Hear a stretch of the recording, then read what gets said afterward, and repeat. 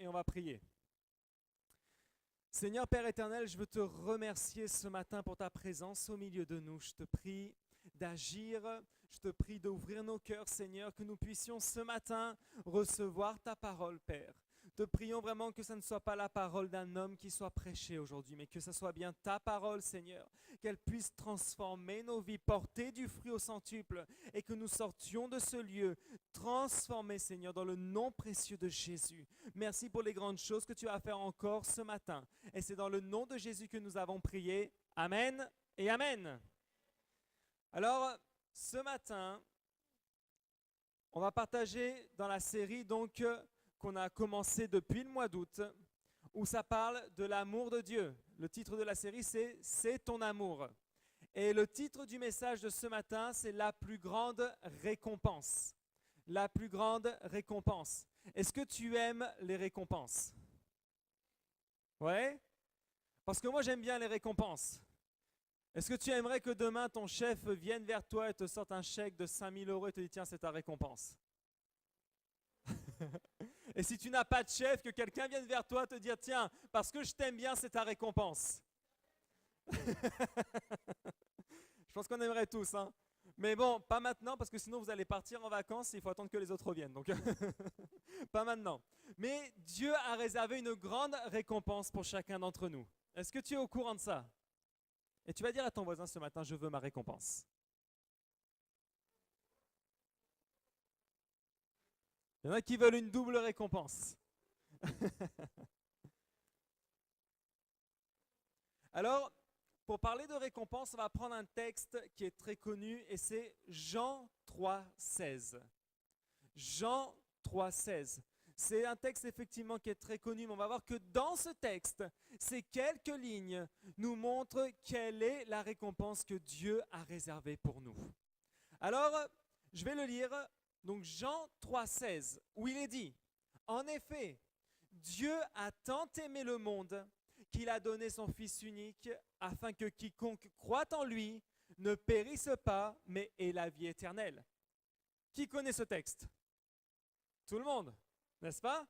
Alors je vais le relire. « En effet, Dieu a tant aimé le monde qu'il a donné son Fils unique, afin que quiconque croit en lui ne périsse pas, mais ait la vie éternelle. » Est-ce que tu as conscience que ta marche sur terre avec Dieu te conduit vers l'éternité? Parce que il faut savoir que tout ce que tu fais ici, c'est sous le regard de Dieu. Il a les yeux fixés sur toi. Il a ses yeux remplis d'amour fixés sur ta vie. Et ça, c'est quelque chose d'extrêmement important parce que la Bible nous dit clairement que Dieu a tant aimé le monde. Regardez qu'il a dit que Dieu a tant aimé le monde. Il n'est pas dit que Dieu a tant aimé les gens parfaits. Dieu a tant aimé ceux qui ne péchaient pas beaucoup. Non, il est dit Dieu a tant aimé le monde. Et quand nous, en tant que chrétiens, on parle du monde, on parle de quoi? De tous les pécheurs. Tous. Et ceux qui ne sont pas encore à l'église. Ceux qui, peut-être, aujourd'hui sont les premiers à mal parler de Dieu. C'est ces gens-là que Dieu a aimés. Il nous a aimés. Il nous a aimés, c'est pour cette raison qu'il a donné son Fils. Il a aimé le monde. Et regardez que lorsque Jésus était sur terre, la première chose que faisaient les hommes religieux de l'époque, c'était de critiquer Jésus. Et vous savez pourquoi ils critiquaient Jésus? Parce que Jésus aimait les pécheurs. Jésus aimait le monde. Jésus aimait ceux qui vivaient dans le péché, dans les difficultés, dans la maladie, parce qu'il savait que lui seul était leur solution. Il était au courant que s'il était là, c'était pour tous ces gens. D'ailleurs, il le dit lui-même. Ce ne sont pas ceux qui sont en bonne santé qui ont besoin d'un médecin. Ce sont les malades. Ce sont ceux qui vont mal qui ont besoin d'un médecin. C'est vrai. Bon, aujourd'hui en France, quand tu as besoin d'un arrêt maladie, tu vas aussi voir le médecin, même si tu n'as rien. Mais à l'époque, il n'y avait pas d'arrêt maladie. À l'époque, tu vas voir le médecin seulement quand tu vas mal parce que ça coûtait très cher. Et regardez que Jésus, lui, il est venu pour s'occuper de chaque personne qui savait qu'il était pécheur, mais qui ne savait pas comment faire pour changer de vie. Alors, on va voir que réellement, Dieu a tout donné pour nous. Et il a tout donné pour que tu sois heureux. peux dire à ton voisin, je veux être heureux? Eh oui, je veux être heureux. Est-ce que tu veux être heureux ce matin? Parce que c'est important. Alors, pour être heureux, il y a des petites caractéristiques à savoir. C'est que la première chose, c'est que tu dois être déterminé. Eh oui, parce qu'être heureux, ce n'est pas tous les jours facile. Pourquoi ça? Parce qu'on vit dans un monde où il se passe plein de choses. Regardez que lorsque tu allumes la télé, on voit un tas de mauvaises nouvelles. Vous savez que récemment, il y a eu un pont qui s'est écroulé en Italie, n'est-ce pas? Où ça a fait des tas de morts. Vous savez que même, il y a eu un chauffeur de camion, il a freiné juste à temps et s'est retrouvé face à la mort à quelques centimètres. C'est des choses qui arrivent. Et vous savez quoi? C'est des choses qui peuvent nous surprendre à chacun d'entre nous. Parce que c'est les circonstances du monde. Parfois, il y a des moments où on a de l'argent, parfois, il y a des moments où on n'a pas d'argent, parfois, il y a des moments où on est en très bonne santé, des fois, la santé nous fait défaut. Mais nous, en tant que chrétiens, en tant que fils de Dieu, on doit apprendre à être heureux. Et vous savez quoi? Être heureux, effectivement, c'est une détermination. Si tu connais Jésus, il y a toutes les raisons pour être heureux. Parce que la Bible dit que Jésus s'est donné pour que tu ne périsses pas, mais que tu aies la vie éternelle. Est-ce que tu peux dire à ton voisin ce matin, je suis sauvé?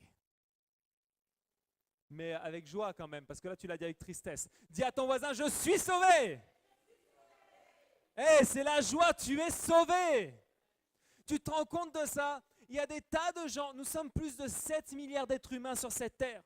Et combien de milliards d'entre eux se battent pour juste avoir une belle maison, pour avoir de l'argent, pour avoir un bon travail.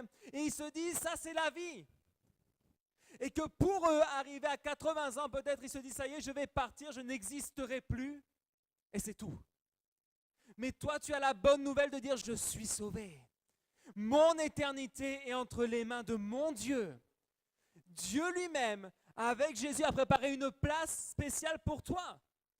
Tu as une plaque devant la porte de ta maison. Là-haut dans le ciel où c'est écrit ton nom. Et c'est écrit, c'est là où tu vas être. Est-ce que tu te rends compte? Jésus l'a dit. Avant de repartir au ciel, Jésus a dit, je m'en vais maintenant parce que je vais vous préparer une place.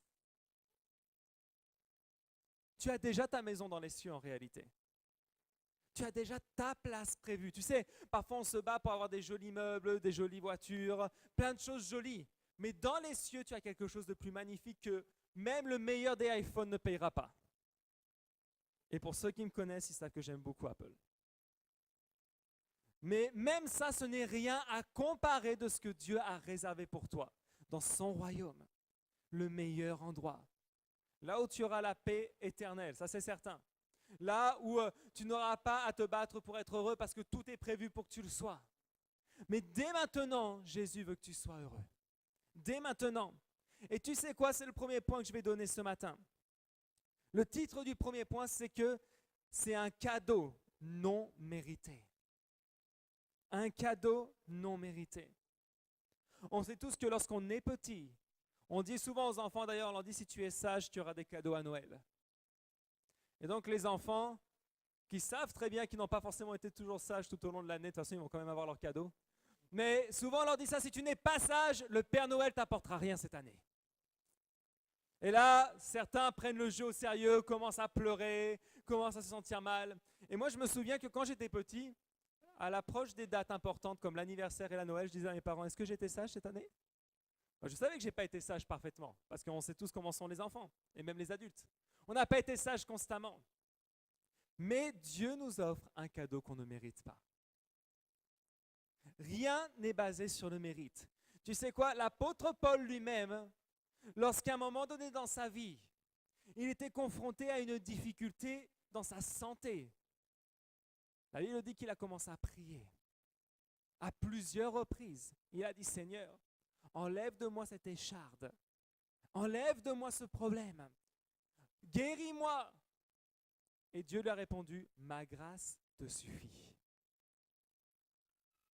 La grâce de Dieu, c'est quoi? C'est un cadeau qu'on ne mérite pas. Pourtant, elle est sur chacun d'entre nous. Pourtant, elle est sur nos vies constamment. C'est un cadeau. Le salut que Dieu nous donne, c'est un cadeau. Jésus qui vient dans ce monde pour donner sa vie, il a demandé de l'argent à personne. Il n'a pas demandé quelque chose en retour, il a tout offert. La récompense de la vie éternelle, c'est un cadeau. Vous savez pourquoi? Parce que de toute façon, on ne pourra jamais payer ce cadeau. Souvenez-vous, dans la parole de Dieu, il y a un homme, Simon le magicien, qui lorsqu'il s'est rendu compte que les apôtres avaient une puissance sur leur vie incroyable, qui était le Saint-Esprit, qu'est-ce qu'il a voulu faire? Il est allé les voir et il a dit, combien je te donne pour avoir la même chose? C'est combien le Saint-Esprit? Moi je paye. Et là, les apôtres se sont retournés et ont dit, mais tu es complètement à côté de la plaque. Il n'y a rien de tout ça. Ton argent ne sert à rien dans le royaume de Dieu. Ton argent ne vaut rien dans le royaume de Dieu. Ce qui vaut dans le royaume de Dieu, c'est un cœur disposé. C'est un cœur disposé à servir le Seigneur, à l'aimer. Est-ce que tu aimes Jésus? Ça, c'est une question qui est forte, hein, n'est-ce pas? Est-ce que tu aimes Jésus? Parce que souvent, aimer, c'est un grand mot, n'est-ce pas? On dit qu'on aime les gens, mais dès qu'ils commencent à nous embêter, on les aime un petit peu moins. Tu imagines que, je ne sais pas, par exemple, tu dis que tu aimes ton voisin, mais ton voisin a une mauvaise habitude. Tous les midis, il vient frapper à la porte de ta maison. Alors la première fois, tu te dis, il est innocent, bon c'est pas grave, je le fais rentrer. Et vu que tu es à table, bon, bah, tu l'invites à manger. Une fois. Mais le deuxième jour, il arrive, il refrappe. Là, tu te dis, mais bon, c'est bizarre quand même. Hein. Je t'aime bien, voisin, bon allez, hein, tu rentres à la maison. Mais au bout d'une semaine, à venir tous les midis chez toi, tu vas te dire que tu vas commencer à dire, mais qu'est-ce qui se passe? Qu'est-ce qu'il a ce voisin? Et le voisin va te dire, mais moi je t'aime. C'est pour ça que je t'aime tellement que je veux venir tous les midis avec toi. Là, tu vas peut-être commencer à te dire, toi, bon, je t'aime un petit peu moins par contre, parce que tout le temps t'avoir à la maison, ça commence à devenir embêtant. Mais quand on aime, quand on dit aimer, on donne tout à la personne qu'on aime, n'est-ce pas? Vous savez, dans le monde, lorsque tu te maries, maintenant il y a une technique qui existe depuis des années, c'est de faire un contrat de mariage. Dans ce contrat, on dit quoi? On dit, le monsieur dit à la dame et la dame dit au monsieur, tout ce qui est à moi et tout ce qui est à toi est à toi. Mais on est mariés. Je t'aime. Je veux partager ma vie avec toi, sauf mon argent, sauf ma voiture, sauf ma maison. Parce que si un jour ça se passe mal, je veux repartir avec tout ce que j'ai mis. C'est pas de l'amour, ça. C'est pas de l'amour. Lorsque tu aimes, tu donnes sans réfléchir et sans compter. Lorsque tu aimes, tu donnes tout ce que tu as. Dieu a tant aimé le monde qu'il a donné ce qu'il avait de plus précieux, c'est son Fils. Vous imaginez un peu ça? Le monde qui était pécheur, le monde qui tournait mal. Vous vous rendez compte que lorsque vous lisez la parole de Dieu, vous commencez là, vous voyez des histoires Sodome et Gomorrhe. Parce que vous savez, c'est pas cette année-là qu'on a inventé l'homosexualité. Hein. La Bible dit qu'à l'époque de Sodome et Gomorrhe, les hommes se sont approchés et voulaient coucher avec les anges. Ils ont frappé à la porte, ils ont demandé à coucher avec les anges. L'immoralité sexuelle était déjà à cette époque-là. Dieu a jugé. Mais même avant ça, à l'époque de Noé, la Bible dit que Dieu regardait le monde et le monde avait tellement mal tourné que Dieu a dit stop. On arrête là. Mais il a trouvé quelqu'un de juste. C'était Noé, le seul. Je ne sais pas combien de millions de personnes il y avait à cette époque-là, mais un seul seulement était juste. Et Dieu, comme ça, a décidé de repartir avec l'homme. Et lorsque le monde a commencé à avancer, il a continué à mal tourner, à adorer des tas d'autres dieux, à se prostituer dans tout type de temples, avec tout type d'idoles. Dieu a dit quoi? J'envoie mon fils. J'envoie mon fils parce que j'aime chacun d'entre eux. J'envoie mon fils, ce que j'ai de plus cher, parce que je les aime tellement que je vais payer le plus grand prix possible afin que tous leurs péchés soient rachetés. Ça, c'est de l'amour. Donc même si ton voisin vient frapper tous les midis chez toi, tu l'aimeras encore plus. Amen. Peu importe qui t'embête, même si c'est le boulanger qui te fait jamais un sourire, tu l'aimeras. La Bible dit que l'amour peut tout. L'amour est plus fort que la mort. L'amour peut tout. Si tu te mets à aimer les gens, tu verras qu'en retour, ils vont commencer à avoir quelque chose de différent chez toi. Et ça, c'est le deuxième point que je vais donner. C'est donner ce que nous avons reçu. Donne ce que tu as reçu. Parfois, lorsqu'on te donne quelque chose, c'est difficile de donner ce que tu as reçu. Hein.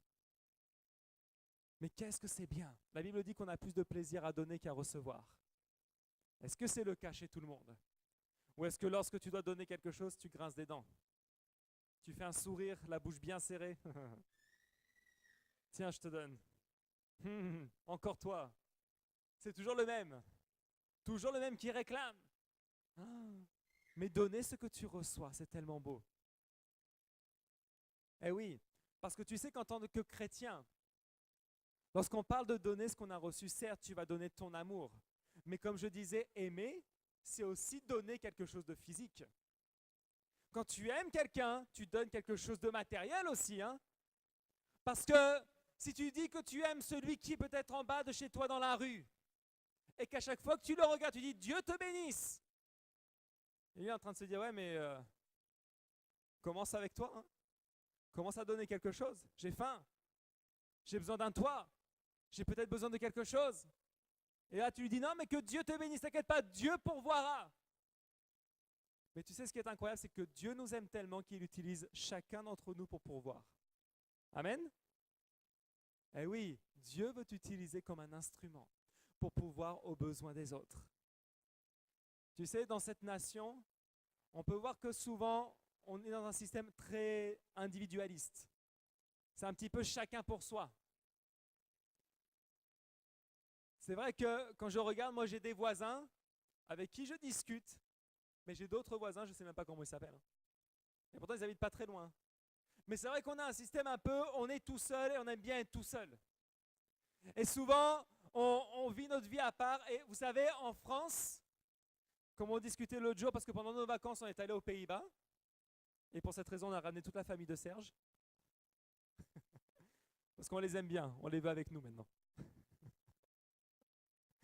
Et là-bas, c'est très normal d'avoir de grandes baies vitrées qui donnent sur la rue. Et quand tu marches, tu vois l'intérieur des maisons. Mais c'est normal, ça ne choque personne. Mais nous, en France, on sait tous comment on est. Dès qu'il y a un petit peu de vis-à-vis, on construit un mur. On met des barrières. Le moment où tu vas parler le plus avec tes voisins, c'est « Bon, on paye 50-50 pour la barrière qui nous sépare ?» C'est le moment où on va discuter, on va dire « Écoute, moi je mets cette partie-là, tu mets l'autre partie, comme ça on s'enferme tous et on ne se voit pas. » Mais on aime nos voisins. On ne veut surtout pas voir leur tête, mais qu'est-ce qu'on les aime. On ne veut rien partager avec eux, mais on les aime. Puis un jour, on va leur dire, Jésus t'aime, t'inquiète. Ah bon? Mais toi, tu m'aimes pas beaucoup. On est comme ça. On veut être tout seul, mais en même temps, on dit que voilà, il faut être avec les autres. Vous savez quoi? L'être humain n'a jamais été fait pour être tout seul en réalité. L'être humain est fait pour être ensemble. Souvent, j'entends dire plein de gens qui disent « Ah, mais je ne vais pas à l'église, mais je vis ma foi. » La bonne nouvelle que j'ai à te dire, c'est que Dieu a créé l'église. Et tu sais pourquoi il a créé l'église? Parce que c'est important qu'on soit ensemble. Le mot église veut dire assembler. Et pourquoi assembler? C'est pour être ensemble. Parce qu'on a besoin du groupe. Souvenez-vous toujours de cette phrase lorsque la Bible dit que le diable est comme un lion rugissant, cherchant qui il va dévorer. Il cherche qui dévorer. Le diable cherche à dévorer. Mais un lion, il dévore comment?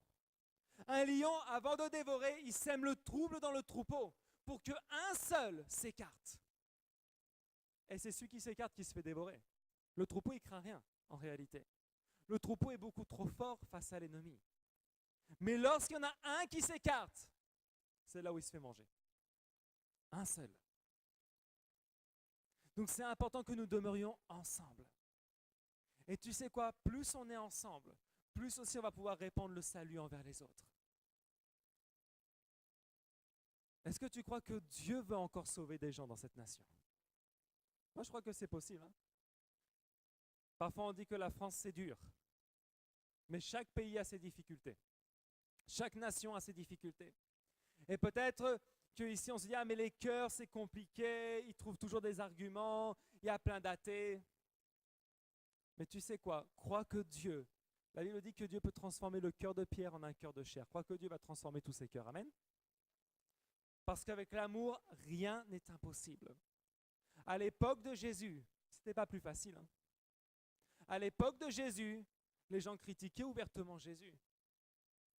À l'époque de Jésus, les gens étaient très méchants. Vous savez que c'était l'époque où en plus l'Empire romain avait conquis les terres d'Israël. L'Empire romain était de partout à cette époque-là. Et l'Empire romain n'était pas un empire chrétien, pas du tout. Il y avait toute la mythologie romaine qui était derrière. Ils avaient des tas d'idoles. Ils avaient des tas de pratiques extrêmement sataniques. Et en plus de ça, c'était les experts de la torture. Ah, les Romains, ils avaient une bonne réputation. C'est eux qui ont inventé la croix. Parce que c'était un exemple de torture extrêmement lourde. Vous savez que lorsqu'ils crucifiaient quelqu'un, le but c'était de le laisser comme ça. Et ça durait parfois un jour ou deux avant que la personne ne meure. Ah, ça prenait du temps, mais la personne souffrait terriblement. C'était le spectacle à l'époque. Les gens passaient devant les gens qui étaient sur la croix et les regardaient en train de mourir. Mais même en France, ça se produisait à l'époque quand il y avait encore la guillotine. On emmenait les enfants voir le spectacle. Ils disaient, allez bien, on va aller voir quelqu'un se faire couper la tête aujourd'hui. De la même manière que tu peux aller au cinéma, eux, ils allaient voir le coup de la guillotine. C'était comme ça. Le monde n'a pas vraiment changé, le cœur de l'homme n'a pas vraiment changé. Mais souvent, ce sont les chrétiens qui ont changé. Vous savez, lorsque les premiers disciples de Jésus se sont fait frapper, la Bible nous dit que lorsqu'ils ont reçu les coups de verge et se sont fait jeter en dehors de la ville, se sont relevés, et ils étaient tellement heureux d'avoir pris des coups pour Christ qu'ils y sont retournés. Est-ce que tu es prêt à retourner pour partager ce que tu as reçu? Est-ce que tu es prêt à te relever? Est-ce que tu es prêt à dire non, Seigneur, j'ai quelque chose à donner aux autres. J'ai reçu ton salut. Toi et moi, nous sommes sauvés. Si Jésus revient maintenant, on sait où on part. Mais dans cette ville, avec l'agglomération qui a 2 millions d'habitants, sur ces 2 millions, combien vont rester? On a quelque chose à donner, mais il faut le croire. Amen? Troisième point, nous avons reçu des dons et des fruits. Tu sais que lorsque tu as donné ton cœur au Seigneur, le Saint-Esprit a commencé à produire quelque chose d'extraordinaire en toi.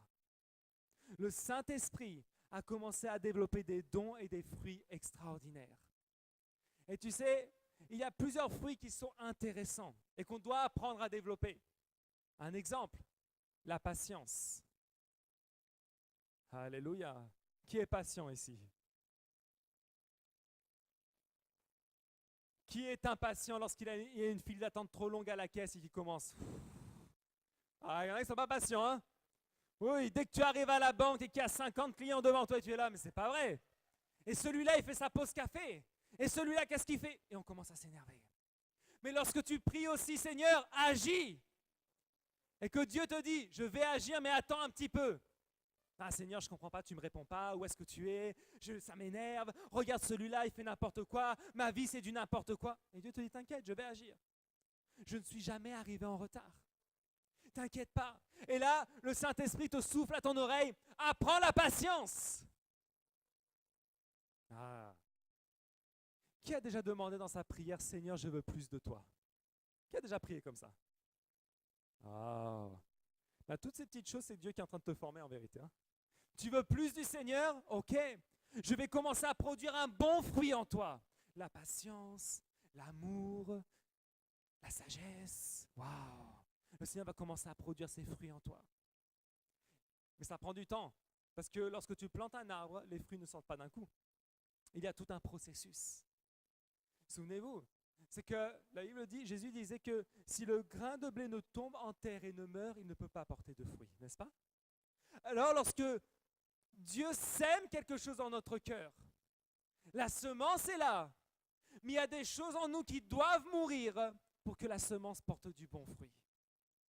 Et les choses en nous qui doivent mourir, c'est un travail dans notre caractère, dans nos émotions, dans nos pensées. Et c'est ce que Dieu fait avec la puissance de son esprit. Et à chaque fois que tu dis, Seigneur, je veux plus de toi, il dit, OK, alors je vais commencer à mettre le doigt là-dessus.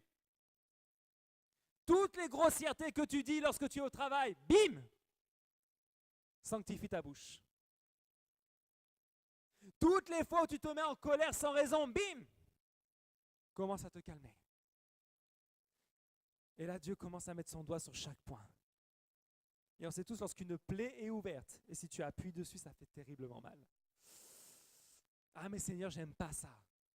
Est-ce que tu veux plus de moi? Est-ce que tu veux plus de Dieu ce matin? On va la refaire, il y en a qui ont hésité. Est-ce que tu veux plus de Dieu ce matin? Alors Dieu va commencer à poser son doigt. Ça. Ah, Seigneur, je vais être prospère. Mais attends, on doit régler un petit truc. Sois fidèle dans tes finances avec moi. Ah Seigneur, j'ai tel ou tel problème. Attends, on va corriger telle ou telle chose dans ton caractère et tu verras, ça ira beaucoup mieux. Si tu as un tempérament stressé, qui a un tempérament stressé ici? Le meilleur moyen pour être guéri d'un tempérament stressé, c'est d'être confronté aux situations stressantes. C'est ce que fait Dieu. Tu veux être guéri du stress? OK. Alors je vais te confronter aux situations stressantes. Si tu es du genre à parler négativement, ça se dit comme ça? Si tu es du genre à mal parler, Dieu va te pousser pour que tu puisses être confronté à ce problème. Et tu verras que Dieu va commencer à te guérir et te donner la force de surpasser chaque point dans ta vie qui te semblait insurmontable. Amen? Tu dis que tu es fidèle, Dieu va tester la fidélité. Parce qu'il va te confronter à certaines choses qui vont te demander des décisions. Il va te dire, là tu as un super travail, super bien payé, mais tu n'iras plus jamais à l'église parce que c'est du lundi au dimanche. Ou alors, tu me fais confiance. Tu dis que tu es fidèle. Quelle décision tu prends? Le Seigneur va tester, mais il te donnera toujours la meilleure des récompenses. Amen. S'il t'a donné Jésus, imagine ce qu'il veut te donner encore. Parfois, on oublie ça, on se dit « Ah, mais Seigneur, je n'ai pas ce que je veux. » Si Dieu a envoyé son Fils unique pour nous, il a envoyé un pack de bénédictions pour toi. Amen. Et les dons que tu as sont importants. Tu sais quoi? Ne reste pas inactif dans l'Église. Ne sois pas une personne qui garde ses dons et ses talents bien cachés. Dieu va développer tes dons. Avec son esprit, la Bible nous donne plusieurs dons. Il y a des dons spirituels, mais aussi tu as des talents que Dieu veut développer. Il y en a qui sont créatifs, il y en a qui sont très organisés, très carrés, qui sont bons dans la sécurité, qui sont bons dans le bricolage, qui sont bons dans tel ou tel domaine. Tout est bon dans l'Église. Il y en a que c'est des danseurs, mais ils danseront pour le Seigneur. Il y en a que c'est des chanteurs, ils chanteront. Et ceux qui sont ni dans l'un ni dans l'autre, ils feront autre chose. Mais il y a la place pour tout le monde dans l'Église. Est-ce que tu es au courant de ça? Il y a des gens qui vont pourvoir parce qu'ils ont des finances élevées. Donc ce sont ceux qui vont pourvoir plus aux besoins de l'Église. D'autres auront autre chose à donner. Tu sais, même faire le ménage à l'Église, c'est une grande bénédiction. Tous les dons et les talents sont nécessaires. Tout. Il n'y a rien à jeter. Dieu t'a donné des choses spécifiques dans ta vie. Utilise-les pour le royaume de Dieu. Utilise-les. Tu n'es pas inutile entre ses mains. Bien au contraire. Regarde que les disciples de Jésus étaient des gens normaux. C'était des gens qui n'avaient aux yeux des autres aucune qualité extrême. Tu avais des personnes qui n'étaient même pas diplômées. Imaginez, Pierre était un simple pêcheur. Pierre. Simon-Pierre était un pêcheur colérique, il changeait de caractère constamment, il s'énervait pour un oui, pour un non. Et puis le gars en plus, lorsqu'il rencontre Jésus, à plusieurs reprises, il ne savait même pas pêcher parce qu'il avait pêché toute la nuit, rien ne s'était produit. C'était un pêcheur, mais dans l'échec total. Voilà ce qu'était Pierre. Mais lorsque Jésus l'a rencontré, il n'a pas vu le pêcheur qui était dans l'échec. Il a vu un homme selon son cœur. Il a vu un homme plein de talent. Et lorsqu'il a dit à Pierre, je vais faire de toi un pêcheur d'hommes, sûrement que Pierre a dû se dire, waouh, Toi, tu as la foi, mon gars. Tu as beaucoup de foi. Pierre n'était pas du tout quelqu'un, on peut dire, qui savait peut-être parler avec des mots un peu soutenus. Non, c'est un simple pécheur. Autrement dit, une personne sans études. Parfois, on se dit, ah mais Seigneur, je ne connais pas assez de la Bible, je ne connais pas assez de toi pour faire. Dieu peut faire des choses extraordinaires avec nous. Il n'a pas besoin de grands scientifiques. Il a juste besoin de gens qui lui ouvrent son cœur. Et je peux t'assurer que les dons qu'il y a dans ta vie vont suffire à faire de grandes choses. Amen. Dernier point, quatrième. Prêche l'évangile, où que tu sois, par ton attitude, par ta façon de vivre.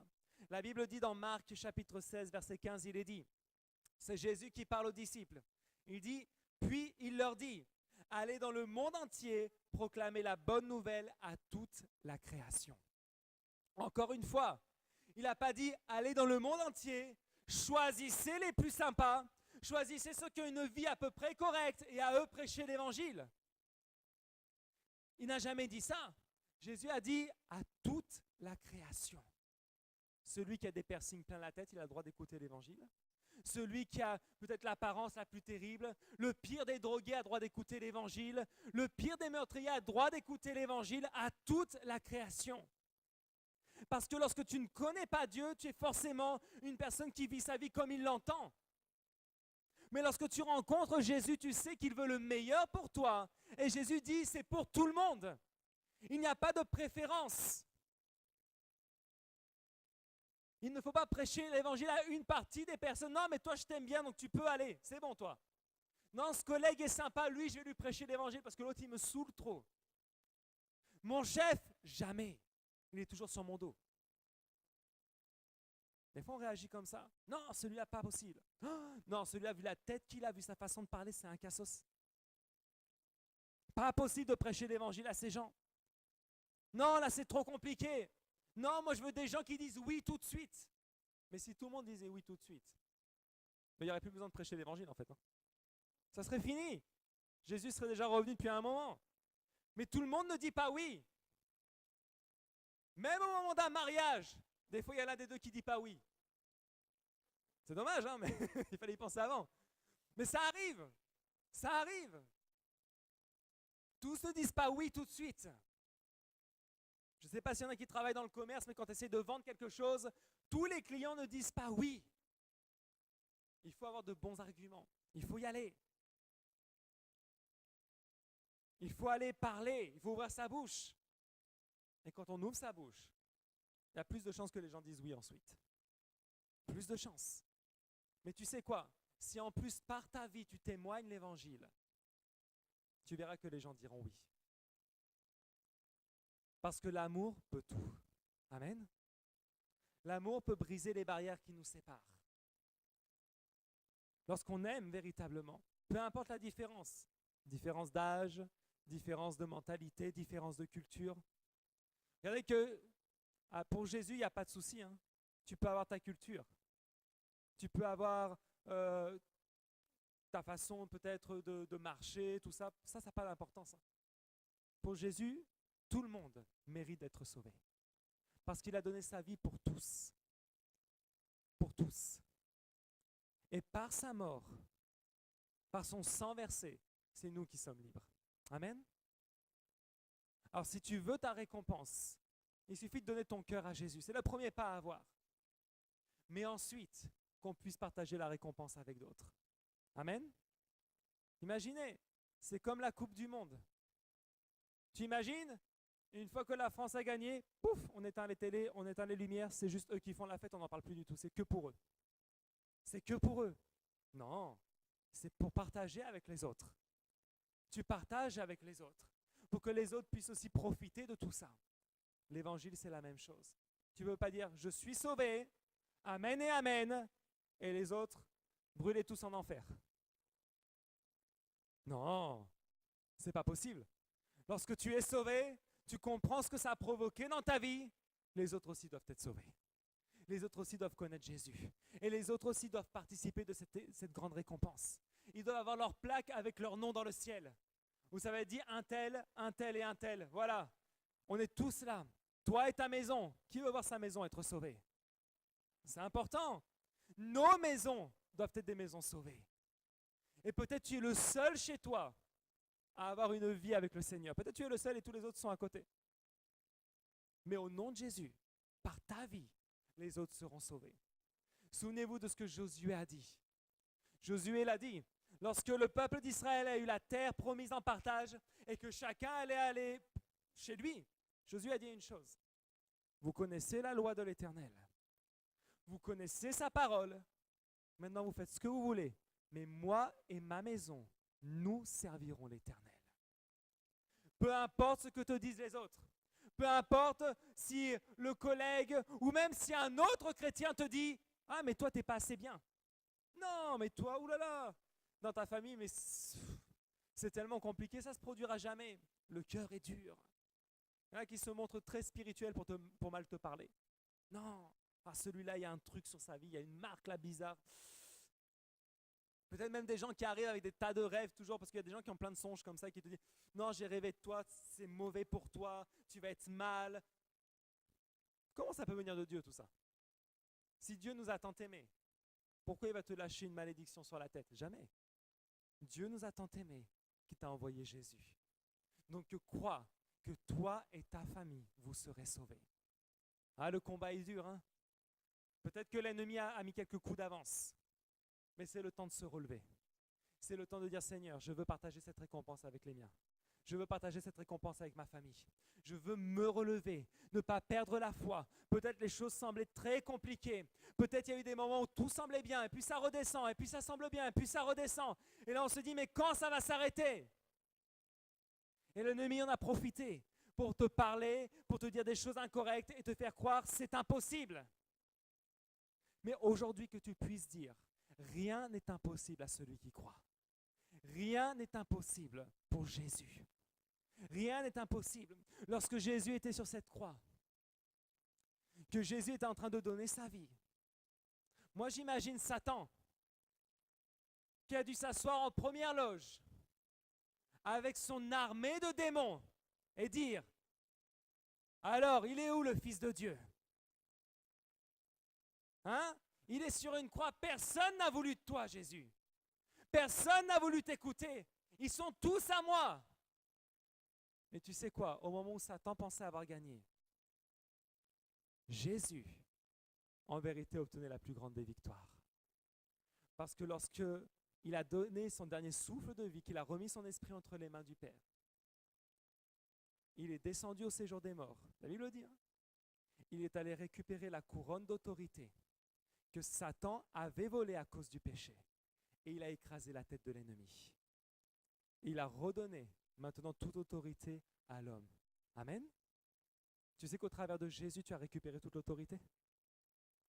Et quelle autorité tu vas me dire? Lorsque Dieu a créé Adam et Ève, il leur a dit une chose. Il leur a dit quoi? De dominer, de se multiplier, d'être fécond, de remplir la terre. Et toute la création appartenait à l'homme. Tout a été fait pour l'homme. Le jardin d'Éden a été fait pour que nous puissions profiter des bonnes choses. À cause du péché, ça nous a été retiré. Mais par Jésus, tu récupères absolument tout. Amen. Donc c'est important que tu puisses dire qu'à partir de maintenant, tu ne te laisseras plus avoir par la voie de l'ennemi. À partir de maintenant, tu vas croire qu'au travers du nom de Jésus, toute autorité t'a été donnée. La Bible dit qu'au nom de Jésus, on peut guérir les malades, chasser les démons, et que même si tu as la foi grande comme une graine de moutarde, tu peux déplacer une montagne et la faire jeter au fond de la mer. Quelle est ta montagne ce matin? Peut-être c'est ta famille, peut-être c'est tes finances, peut-être la montagne qui est devant toi, c'est simplement ta santé. Je ne sais pas. Mais aujourd'hui, si tu places ta foi en Jésus, cette montagne va se jeter dans les profondeurs de la mer. Amen. On peut se lever, on va prier ensemble. On va se lever, on va prier. Et on va croire que véritablement ce matin, tu vas prendre autorité sur ta vie. Tu vas prendre autorité au nom de Jésus.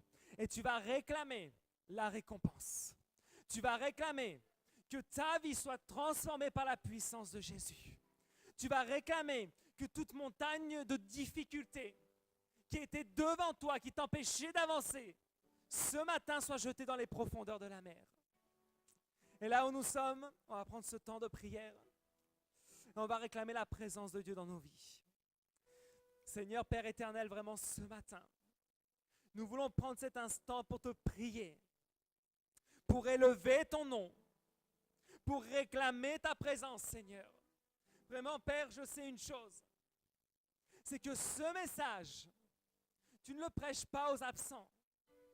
Tu l'as prévu pour chaque personne présente dans ce lieu. Je crois véritablement, Seigneur, que tu as prévu de révéler ton amour à chaque cœur ici présent.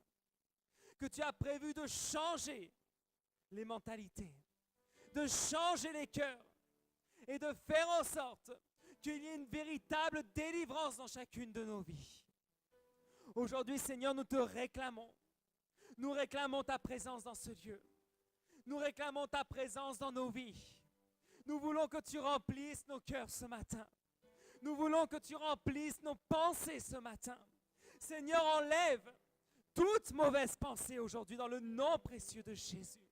Toutes ces pensées négatives, toutes ces pensées d'échec, toutes ces pensées qui disaient de nous-mêmes que nous n'étions pas capables, que ce n'était pas pour nous, que nos familles ne te connaîtront jamais, que nos familles allaient s'éloigner de toi.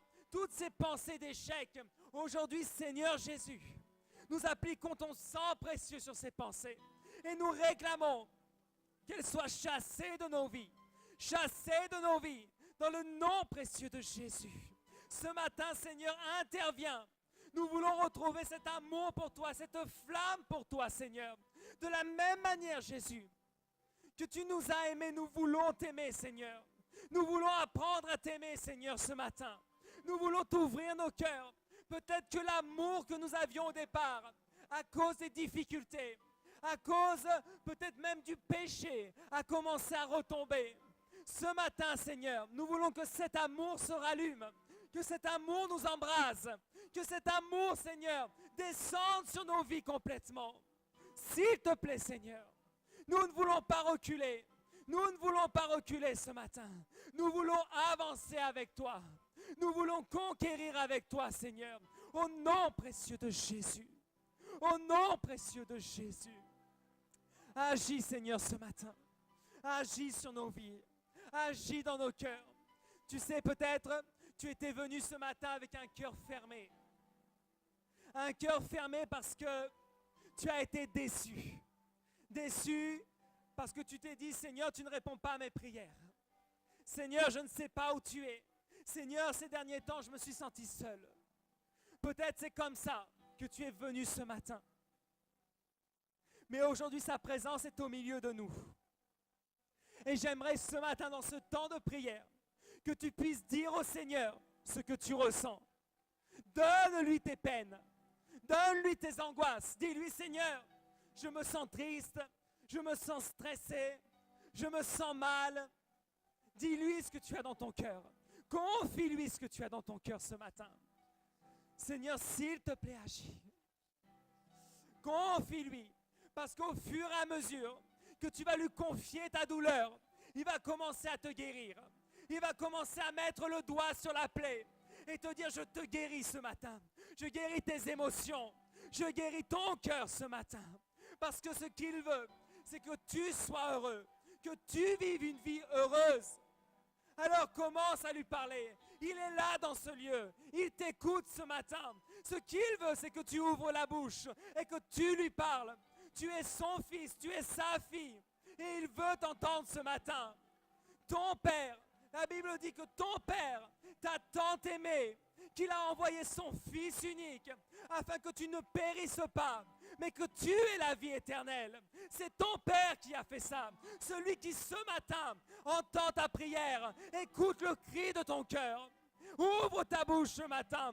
Ne reste pas insensible. Ne reste pas insensible à sa voix, mais élève ta voix. Au contraire, prie ce matin. Prie ce matin. Réclame ce qui te manque dans ton cœur. Réclame véritablement ce matin que sa présence comble ta vie complètement.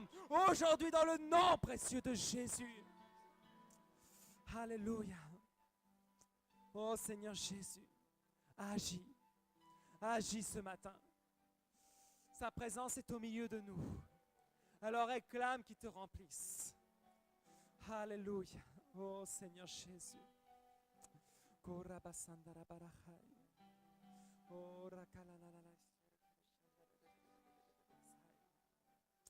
Oh Seigneur Jésus, ce matin tu agis dans les cœurs.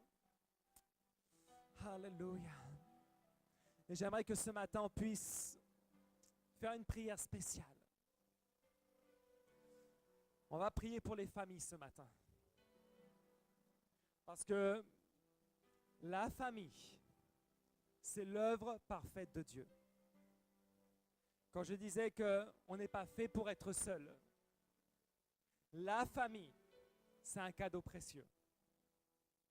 Et j'aimerais que ce matin, on puisse prier ensemble pour les familles. Qu'on puisse réclamer que le Seigneur agisse dans les familles. Qu'il se manifeste dans les familles. Qu'on ne regarde pas les circonstances. Qu'on ne regarde pas l'état actuel.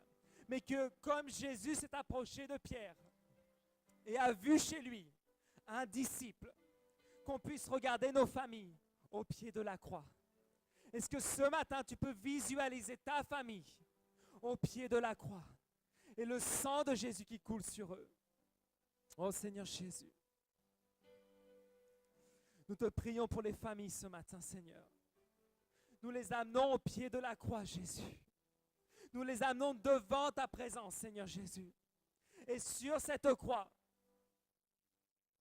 nous croyons que leur ancienne nature est clouée avec toi, Jésus. Sur cette croix, Jésus, tu donnes la délivrance. Tu donnes le salut. Sur cette croix, Jésus, tu agis. Peu importe les circonstances actuelles. Peu importe ce qui les retienne prisonniers actuellement. Nous croyons que par la puissance du sang de Jésus, la délivrance s'opère dans leur cœur. Esprit de Dieu, va leur parler là où ils sont. Va les convaincre là où ils sont, Saint-Esprit. Et enlève tous ces liens de malédiction, tous ces liens d'addiction. Aujourd'hui, nous réclamons la délivrance dans le nom précieux de Jésus. Seigneur, c'est le temps où nos familles sont libres, libres, et qui te rencontrent toi, Seigneur. Nous désirons les voir avec nous dans le royaume. Nous désirons les voir avec nous dans le ciel avec toi, Seigneur. S'il te plaît ce matin, agis, agis, Seigneur. Nos familles t'appartiennent, Seigneur. Que vraiment, Éternel, notre prière monte jusqu'à toi ce matin. Et soit un argument en faveur de nos familles, Seigneur. Oh Jésus, ouvre leur cœur. Alléluia, Seigneur. Oh Dieu Tout-Puissant, ce matin, nous voulons te remercier. Parce que nous savons que tu as accompli de grandes choses, Seigneur. Nous croyons en toi, Seigneur. Et même si quelqu'un aujourd'hui, avant de finir ce temps de prière, a besoin qu'on prie pour lui, peut-être parce qu'il traverse une difficulté, peut-être c'est une difficulté dans sa santé, dans ses finances, peu importe. Si tu as besoin de prière, je t'invite à venir sur le devant. Et on va prier pour toi simplement.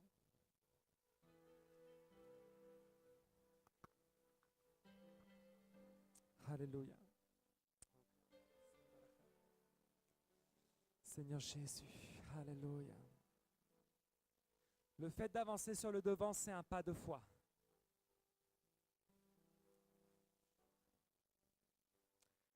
Et quand tu te mets devant, tu ne te mets pas devant moi réellement, mais c'est devant le Seigneur que tu te mets. Et ce matin, j'aimerais que, pendant qu'on va prier, tu puisses visualiser cette difficulté, ce problème, cette demande de prière, que tu puisses la regarder. Parce que ce matin, tu vas faire peut-être une chose que tu n'as jamais faite auparavant. Tu vas prendre ce poids qui était sur ta vie et tu vas le poser au pied de la croix. Et tu vas dire à Jésus, Jésus, prends le contrôle. Prends le contrôle. Je ne veux plus de ce poids sur ma vie. Je ne veux plus faire attention à ça. Aujourd'hui, Jésus, prends le contrôle. Alléluia. Et là où tu es, ferme tes yeux. Et tu vas simplement élever tes mains. Et je vais prier pour toi. Alléluia. Seigneur Jésus, aujourd'hui, tu vois chaque personne présente devant cette estrade. Elle ne se présente pas devant un homme, Seigneur, mais elle se présente devant la croix. Et là où elles sont, elles vont prendre ce poids qu'il y avait sur leur vie. Peut-être ce poids s'appelle famille. Je veux que tu prennes ce poids et que tu le donnes au Seigneur. Et tu dis, Jésus, tu es mort sur la croix pour ça.